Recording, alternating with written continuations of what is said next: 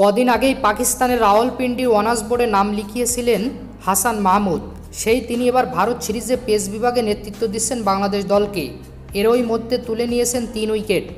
তার বোলিং তোপের রীতিমতো দিশেহারা ভারতীয় ব্যাটাররা।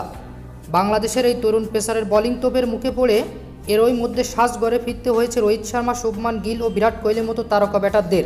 এদিন টসে হেরে ব্যাট করতে নেমে দিনের শুরুতে হোঁচট খায় ভারত।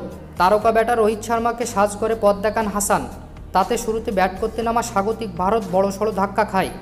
এদিন ইনিংসের ষষ্ঠ ওভারের প্রথম বলেই রোহিতকে সাজঘরে পথ ধরিয়েছেন হাসান মাহমুদ। দারুণ এক ডেলিভারিতে ভারতীয় অধিনায়ককে পরাস্ত করেন তিনি। বল ব্যাটের কানায় লেগে সেকেন্ড স্লিপে দাঁড়ানো নাজমুল হোসেন শান্তর হাতে গিয়ে পড়ে। হাতে বল জমিয়ে উদযাপনে মাতে বাংলাদেশ। রোহিতকে সাজঘরে ফিরতে হয় 19 বলে 6 রান করে। 14 রানে প্রথম উইকেট হারায় ভারত। পরের ওভারে এসে সাজঘরে পথ ধরেন শুভমান গিলকে। 8 বলে 0 রান করে লিটন দাসের হাতে ক্যাচ দিয়ে সাজঘরে ফিরতে হয় গিলকে। খানিক পর বিরাট কোহলিকেও নিজের শিকারে পরিণত করেন হাসানের বল বুঝতে না পারে 6 রানে উইকেটের পেছনে লিটনের হাতে ক্যাচ তুলে দেন সময়ের তারকা ব্যাটার কোহলি। তাতে 34 রানে 3 উইকেট হারিয়ে বড়সড় ধাক্কা খায় ভারত।